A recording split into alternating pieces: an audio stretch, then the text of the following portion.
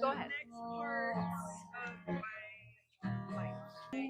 Children leaving, menopause. I've heard about it. Moving to Oh, you're moving. You're moving to another country? Wow. And what's your name? Anna.